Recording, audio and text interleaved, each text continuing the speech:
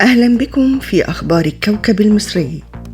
في البداية، بعث رئيس مجلس إدارة جريدة تحيا مصر حرة برقية تهنئة إلى السيد الرئيس عبد الفتاح السيسي وإلى الشعب المصري العظيم بمناسبة ذكرى ثورة 30 من يونيو، متمنياً لمصر دوام الأمن والاستقرار والازدهار. وأصدر الرئيس قراراً جمهورياً بالموافقة على اتفاق قرض برنامج تعزيز المرونة والفرص والرفاهية في مصر بين الحكومة المصرية والبنك الآسيوي للاستثمار في البنية التحتية بقيمة 300 مليون دولار أمريكي.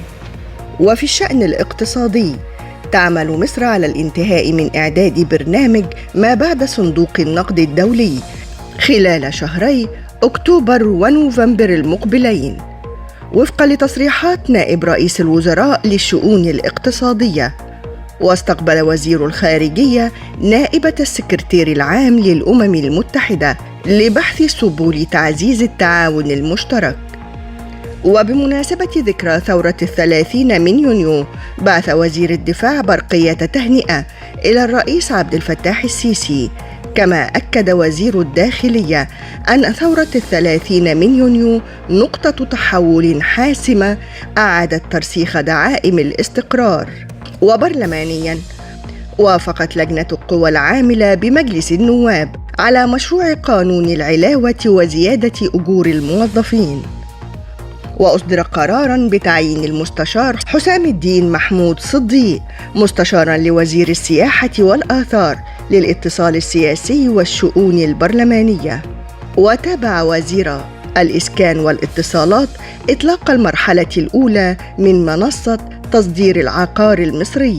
وقال وزير المالية: الاقتصاد المصري في أفضل وضع، ولسه اللي جاي أحسن.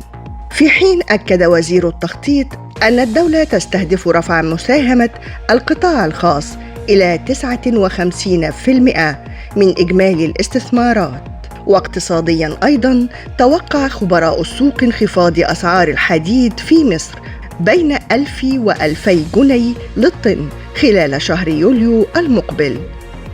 واستثمرت شركة البحيرة لتوزيع الكهرباء 1,550 مليون جنيه بزيادة قدرها 250 مليون جنيها عن العام الجاري لتطوير الشبكات وخفض الفاقد. واصل الدولار تراجعه أمام الجنيه مسجلاً 49 جنيها و46 قرشاً للشراء و49 جنيها و60 قرشاً للبيع. وفي الختام، قضت المحكمة الاقتصادية بالإسكندرية ببيع ممتلكات عضو مجلس نواب سابق في المزاد العلني. كانت هذه أهم أخبار الكوكب المصري. شكراً لحسن متابعتكم، وإلى اللقاء.